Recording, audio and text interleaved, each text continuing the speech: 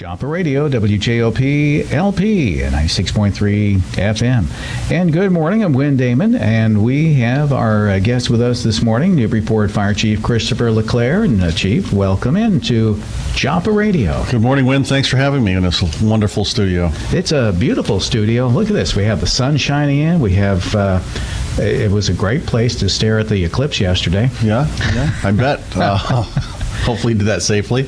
But lots of modern equipment here and fresh paint. This is very nice. It's a wonderful place over at the Newburyport Senior Center. I tell people we're at the Senior Center, but we aren't really in the Senior Center. We're next door. Right. Same building, but right next door. That's right. I can see everybody who's coming and going, too. Oh, yeah. Get your eye on the world here. It is. It's Wynn's World on WJOP Radio. Wynn's World. We'll call it that. Wynn's World. Yeah. Wynn's World on WJOP Radio. And every time that we have you on the radio, you always have an interesting topic going on. And what do you want to talk about today? Our topic today is fire safety and overall safety with senior citizens. Obviously, we have a graying population. We're all getting older, Wynn. And it's important that as our faculties tend to leave us as we get older, that we don't forget about fire safety. Mm-hmm. And if we're a caretaker of the elderly or we're have elderly neighbors, we need to watch out for them and make sure that they're being fire safe. Well, as we saw, with the fire can strike anywhere and anyone, as we saw over at Brown's Lobster Pound this past weekend. And I remember talking about fires and older people. I remember my grandfather. He used to always have a pipe going on, and every once in a while, he'd set his shirt on fire. I put it out quickly, but yeah, and that would happen. But if you remember those days when there was less combustibles in the house, we didn't have as much clutter. We had big, huge glass ashtrays that were made for cigars and pipes. Okay. So even if something did get out of hand, there was big containers for it. And normally they were on big metal stands. That's right. And they either sat on the table or sat by themselves. Yeah. So if you had a pipe, a cigar, or a cigarette, and it was in the ashtray, it would tend to fall in the ashtray, not fall out. Okay. Remember they had the bridge in the middle that would actually hold the cigar or the cigarette? Oh, yeah. So the fire was contained. Okay. What we're finding now is there's less and less ashtrays. Ashtrays are becoming very, very small if you can find them. And people become less aware. And they become more apt to take naps as they get older. And, one of the leading causes of fire deaths is people falling asleep with a cigarette. Yeah. Even with all the technology now of trying to make fire-safe cigarettes, which I don't know if you know about that. But, a law was passed in most states, where Massachusetts included, where the cigarettes have to be self-extinguishing. So in other words, if somebody doesn't take a draw or a puff off the cigarette, it will self-extinguish. There are bands built into the paper that surround the tobacco that unless you're actually pulling on it or causing oxygen to come into the flame, the fire will go out. So you'll notice now if somebody's smoking around you, you're talking to them, and if they're a talker, they're talking with their hands, and they have a cigarette, and before you know it, the cigarette's out, they have to relight. So that was one of the fire-safe things that was a law that was passed because of cigarette-caused fires. Never heard of that. However, it's now foolproof. So we're still having fires. We had one downtown last week. Somebody put a cigarette into a flower pot up on a balcony, ended up lighting the flower pot on fire, the rails and the decking of the balcony. Oh, boy. So it still happens. Yeah. And a lot of fires are caused by careless disposal of cigarettes. Well, I remember they just reopened Abraham's Bagels.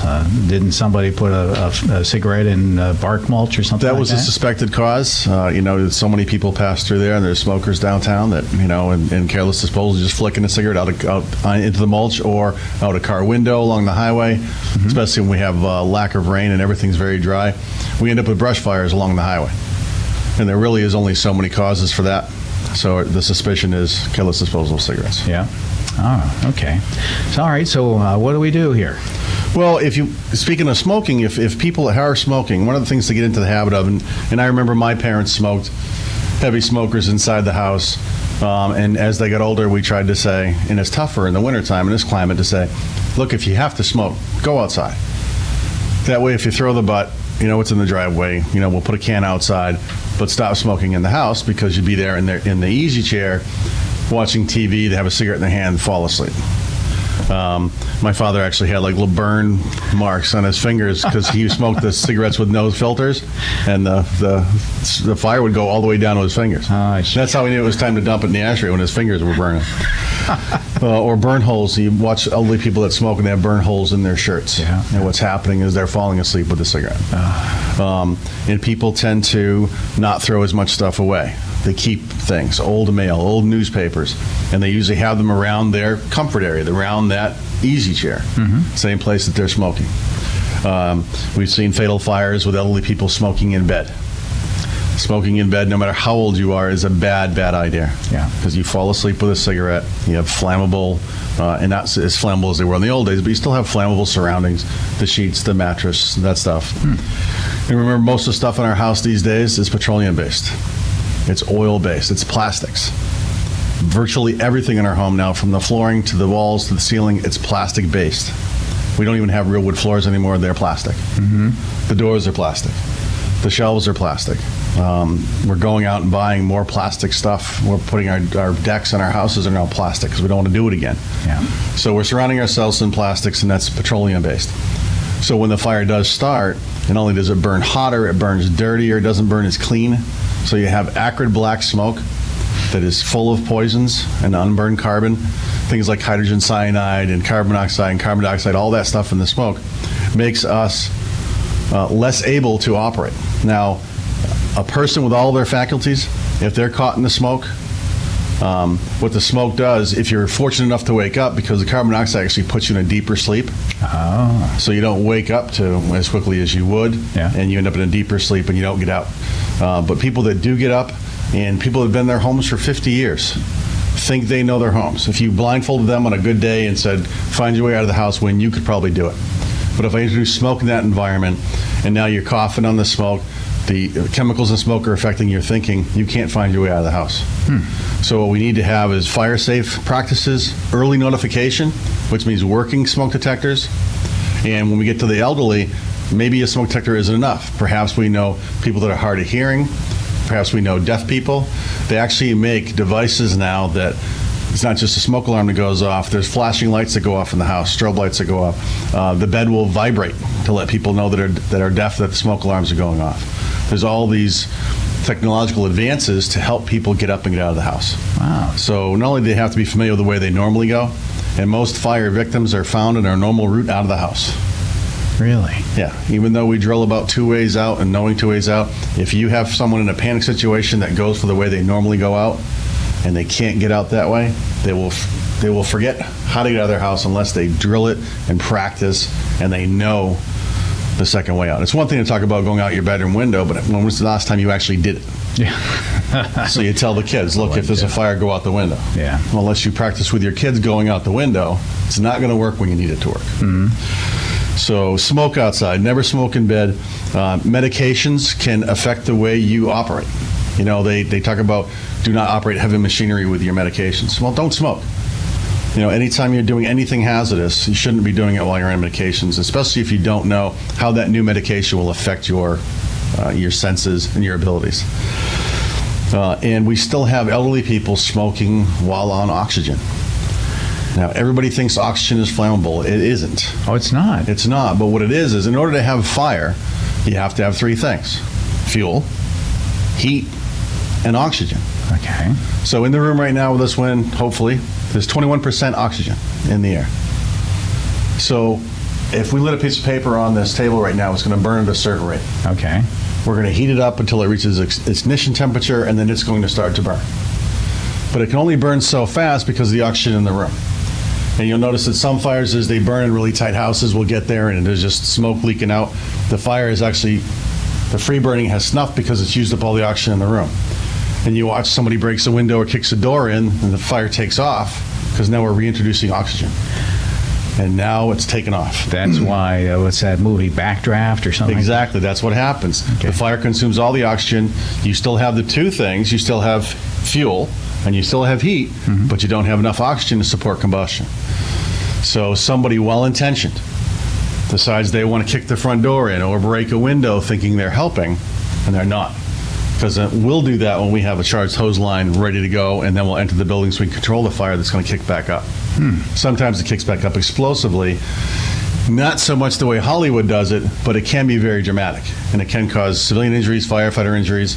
We've seen firefighters blown across the street because of that phenomenon. Now imagine, that's just bringing 21% oxygen back into the fire. Now imagine we're on oxygen and we're enhancing the amount of oxygen that's around us. So the person that's sitting there with the oxygen is not in 21% oxygen, they're in a higher concentration. So what's going to happen to that fire that gets started? It's going to burn more rapidly, it's going to burn more intense, and so a small fire can become a very big fire very fast only because the oxygen in the atmosphere is enriched. So the gas isn't flammable, it just makes everything burn more rapidly. So do not smoke while you're on oxygen. It's actually counterproductive because you're on oxygen because your lungs aren't working the way they're supposed to, and now you're still smoking. But it is a very, very addictive drug.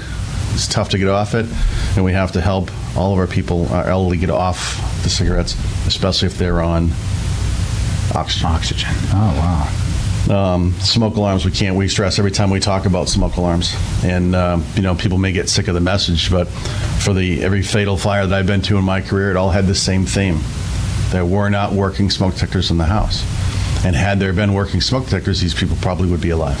Gives you a better chance. So that's the sad part. Yeah. So all these things are out there for early notification. We have sprinkler systems that are in this building, and we have sprinkler systems available for the home, but it's so hard to get that done. People look at the expense, and there's been study after study and test burns that show that a small fire increases in size every minute. Before you know it, you have a large fire. When it hits the one sprinkler head in the room, it puts the fire out or contains it enough for the fire department to get in without spreading the rest of the building. A fire that gets started without home fire sprinklers will do a hell of a lot more damage, and perhaps even you might even lose the home and lives. Yeah, I never even thought about a sprinkler system for a home. Yeah, they're actually becoming popular, and some communities and some states it's mandatory. You can't build new houses without home fire sprinklers in them. Wow. And there's a misconception that people believe that if there's like in the movies, the smoke alarm goes off, the sprinkler goes off. That doesn't happen. That's Hollywood, and that's fake. That sprinkler right there, if you look when there's a red fuse in it, that red fuse has to melt out at a certain temperature for the water to come out of that sprinkler head. Oh. But the heat that's going to activate that one may not activate that one. It certainly won't activate those out there. So if there's enough fire in that bookcase right there to activate that one sprinkler head, that's the only one that will activate. Immediately cools the fire, controls it right there, nothing else. So people see, I put sprinklers in, they're all going to go off and flood my house. That's not the way they work. It just controls the fire near there. So that's why we insist when there's elderly housing projects, when there's housing authority housing or elderly facilities, that the fire alarms work, the fire doors work, the sprinklers work, because that's what saves lives. Wow. So again, the escape plan is important, knowing how to get out of your home. And I can't emphasize enough that smoke will make you unfamiliar with your own home, no matter how long you've lived there. Obviously, we want them to have phones near their beds. So you've seen those commercials, I fall and I can't get up. Oh, People sure. can push that. We have those in our community. People are able to get those, and if they have a problem, they can push their button and someone's help. Same as a fire alarm system. Okay. We'll get a call from the monitoring company that says, I have a medical alert alarm at this address. And we'll go and we'll check it out. So if they have a problem, it's a great way to get a hold of us if they can't reach their phone. So you'll notice that when we talk to seniors and everybody, we talk about electrical safety. I remember my parents thought if there was 2 plugs in the wall, they could put 10 outlets in it, and they would put all these things on it. It looked like this big octopus thing. That overloads the circuit. It overloads I mean, in the old days, we had those screw-in fuses. Oh, yeah. They would not react as quickly as our modern-day circuit breakers. Okay. So you could actually get an electrical problem in there and actually create a fire before that fuse ever tripped. So, but it's not just electrical hazards, they're tripping hazards. So we always have a lot of slips, falls with elderly. We have broken hips from falls, that type of stuff. And it's usually because of trips. Trips, falls, sprains, and strains are the biggest injuries with the elderly because of throw rugs and clutter and tripping over cats or whatever it happens to be. But a lot of times it's electrical cords. These extension cords run across the room to other things we don't like to see, like space heaters. What we try to tell them is space heaters need space. But when you have somebody that's used to clutter or perhaps a hoarding issue, You're not going to have that space. Yeah. Anytime you have a heating unit, 3 feet clearance all the way around, so you don't have any problems. Yeah. So we want them to inspect the cords, not use extension cords. Obviously, Christmas time is a big problem for us because there's electrical zip cords everywhere, and they're not safe. People will put countless plugs into an outlet and extension cords, and the longer, obviously, the more extension cords we don't have permanent wiring. We're looking for problems with electrical cords heating up, short circuiting, that type of stuff. So we want to watch for that stuff too. Lots of stuff to think about. Yeah, and there is, and it's sometimes we put elderly into places where they might have assisted living where they're still doing a lot of stuff for themselves, so they're cooking for themselves. Oh yeah. And we're always talking about cooking safety. The pot lids the handles turned in. What to do if there's a grease fire. What to do if you burn yourself. Now, if you talk to my grandmother, she will tell you, put this on there, put this ointment on there, and all of it's just old wives' tales. Mm-hmm. The only way to treat a burn is cool it under cold water. Oh. That's it. Don't cover it, because if you put coverings on it or the petroleum jelly or put a wrap on it, what you're doing is actually holding that heat in. The burning process continues. So you burn something, cool it under cold water, leave it exposed, and if it's that bad, if it blisters up, seek medical attention, but leave it open, keep it clean, but cool, always cool burn. When you're reaching for the pot, if you have that house coat on or that robe that's got the long sleeve on it, you light your clothes, you can light your clothes on fire, especially with a gas stove. What do you do if your clothes catch on fire? You can't quickly get that garment off. Stop, drop, and roll. The same thing we teach the kids. Oh, okay. Drop to the ground, cover your face, roll, and smother those flames. That's the only way to do it. And as soon as you can get that garment off, get it in the bathtub, cool it down. Yeah. But it's cooking fires, tripping hazards, that type of stuff are the most prevalent things that we see. But we go out every day. Remember that our elderly are 12% of the population, but they account for 40% of fire injuries and deaths. Oh, God. That's a huge number. Yeah, so 12% growing every day. Yep.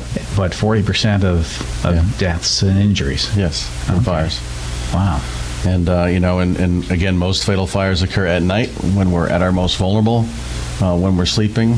And again, that carbon monoxide can put you in a deeper sleep, whether it's from a malfunctioning fossil fuel burning appliance in your home or a fire, and makes your chances of escape almost nil. What prevents that? What helps you? Working smoke detectors, working carbon monoxide detectors. They're set to go off at so minuscule parts per million in the air, but as soon as they sense a problem, those meters will go off long before you're incapacitated.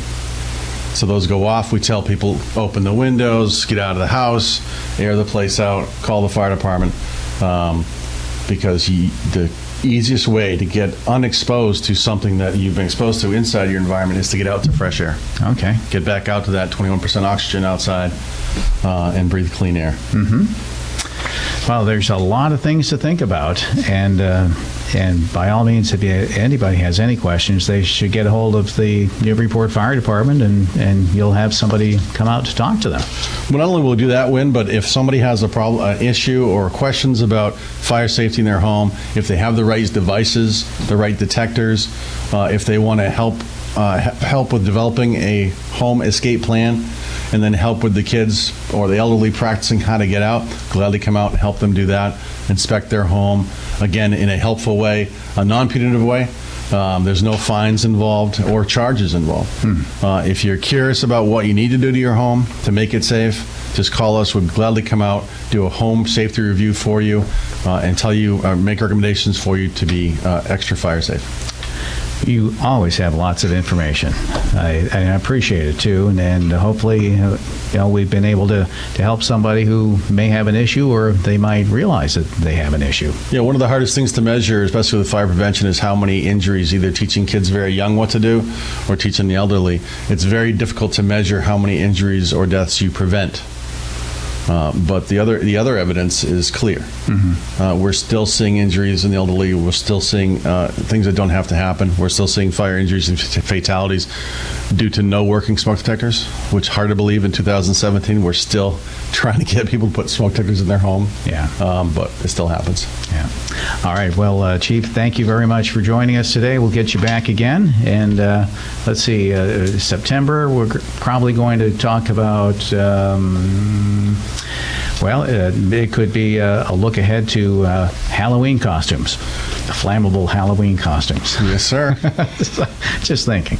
All right. Well, thank you very much. And we'll see you around town. Quite welcome. Have a great day. Hey, you too. Newburyport Fire Chief Christopher LeClaire, our guest this morning here on WJOP Radio, WJOP LP 96.3 FM, Newburyport. And this is WJOP Radio, WJOP LP, Newburyport, 96.3 FM, part of the Greater Newburyport Community Media Hub, now airing the morning show on Comcast Channel 9 in Newburyport.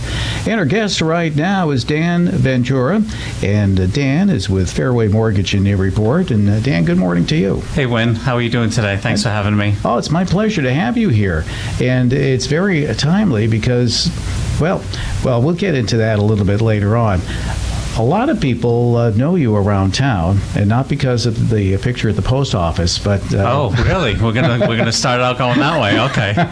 Okay. For starters, do you always have to dress like me? Can we just get that out of the way? I don't know if you people can see on the cable channel, but you always seem to dress like me, so I take that as a compliment. But anyway. Well, we have the same hairstyle. yeah, exactly. Except you have more in the middle of your head. Well, the funny thing is, I walked in and I see that there's a camera shooting the back of my head. Well, I'd asked my wife to cut my hair the other day, and I don't think it worked out very well, so I'm kind of paranoid what the back of my head looks like. But we'll deal with that anyway. But anyway, yeah, thank you again for having me. Now, you've been around town for a long time, haven't you? Yes. I'm not old, but you've been around for a while. Yep, I'm not quite as old as you, Wynn, but I moved to Newburyport in '81 as a sophomore, and went to Newburyport High, graduated '84, and then just kind of, hung around the area since then. I guess some people would call that a townie or something like that, but that's a whole debate that I'm not willing to get into on the air this morning. Mm-hmm. But my wife is from Newburyport, graduated '84 with me, and my two kids were born at Anna Jake's, and one graduated Newburyport, one's a junior this year. So, yeah, we've been here for a while. Oh, that's good. My wife tells me I'll never be a townie because I wasn't born in Newburyport, but she was. So I guess I do it through her. It's a whole thing. It's a whole thing. It's a whole debate, like I said. But anyway. Yeah, and for a while, well, you weren't in the mortgage business, but you are now. And one of the nice things that you find out about that business is that you get a chance to educate people. I do. Yes, I definitely consider myself more of an educator than a loan officer. I like teaching programs to people and explaining different options that they may not have ever even thought of before. There's just a lot of different things that we can do. It's more than just going online and finding, who's got the lowest rate, and without somebody like with experience to look at your overall situation to see what would be a best fit for you. Sometimes things like that don't get taken advantage of. Mm-hmm. And I see a lot of times where people are going into products that doesn't make any sense for them, and they just didn't know any other way. A big thing that we have to contend with in my business is the online lenders, and it's a very, very big transaction that people take when they get a mortgage, if it's a refinance or they buy a house. And I've always felt that it's something that you have to do face-to-face and have a local person represent you or work with you, because there's just so many things that get taken into account that could get messed up if you're not working with somebody local. So that's the message there. And you have there's going to be a free seminar tonight. Yep. And what's the topic on that? The topic at the seminar tonight is home buying, whether you're a first-time home buyer or someone looking to buy a second home or investment property.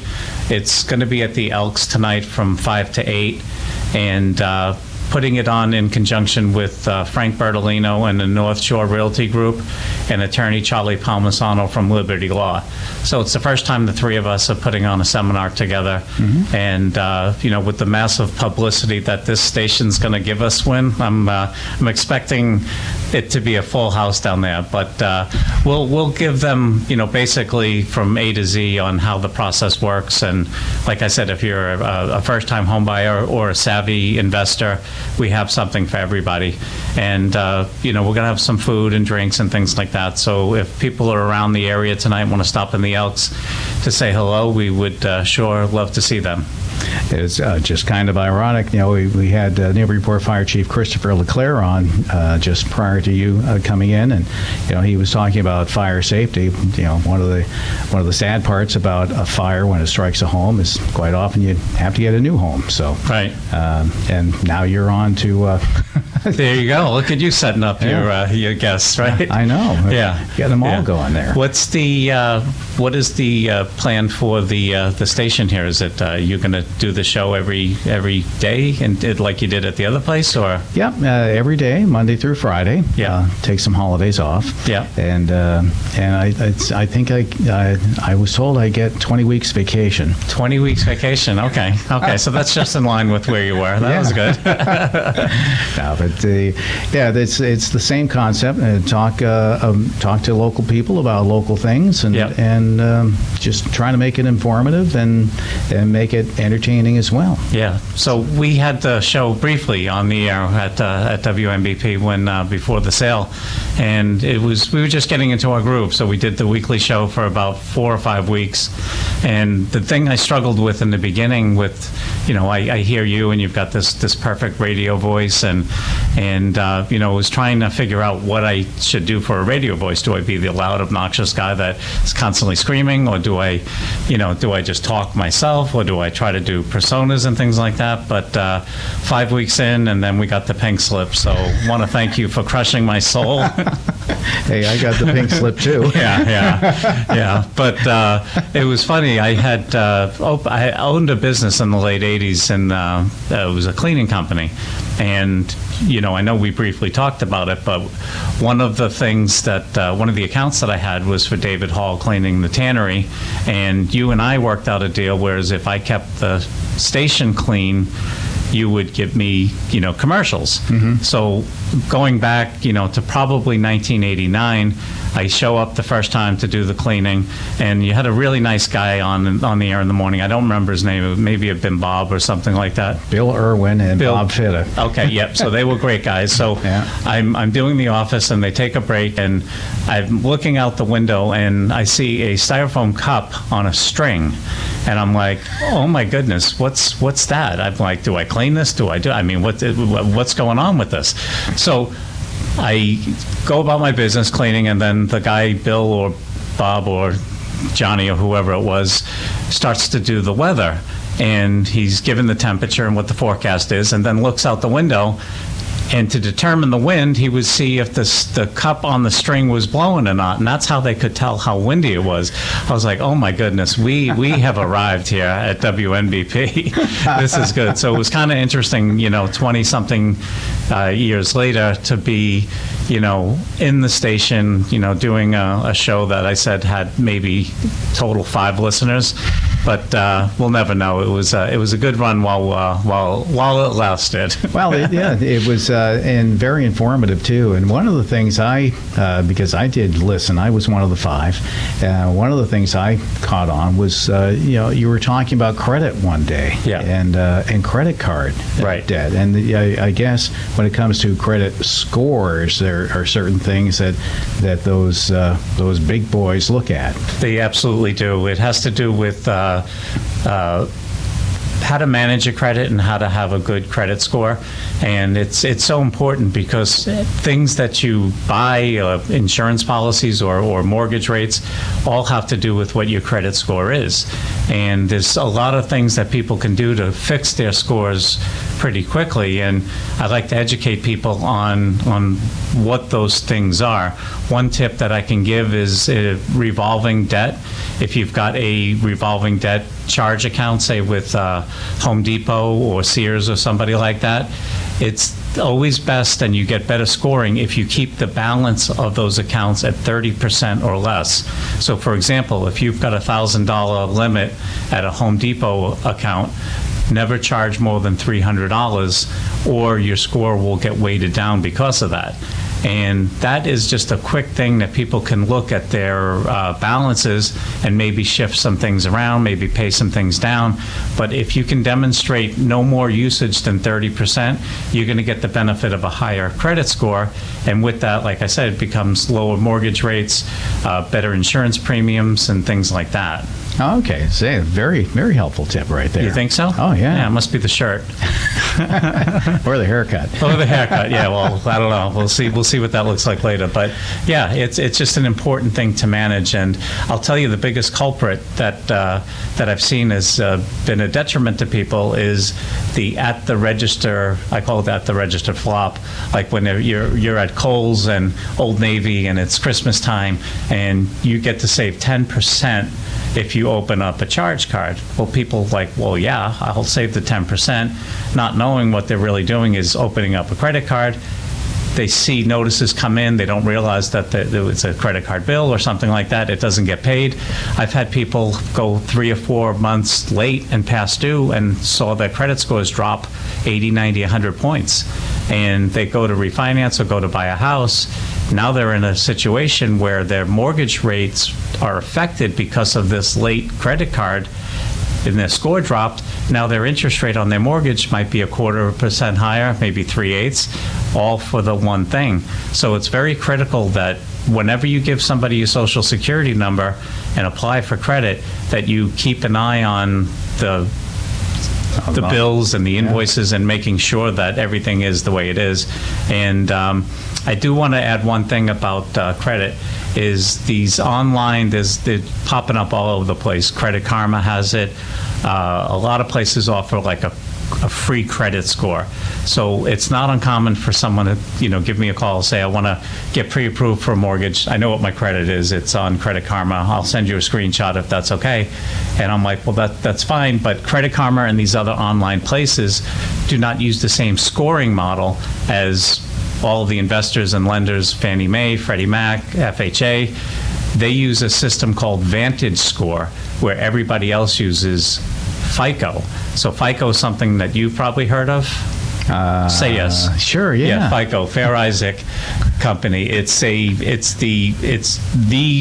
benchmark which all others use, and so when Vantage Score analyzes somebody's credit, it's a much thinner scoring model. So it's not uncommon for people to have higher scores, but the reality is, using the FICO system that everybody uses, it's a more truer scoring of what we have to use when they come in for a loan. So it's a lot of things like that, and nothing's free. I mean, we all know that. So you get a free credit score and you think it's great, you get your free credit report, but they will in turn sell your data, your name, your social security number, your address, and try to sell you credit cards, because that's how they make their money.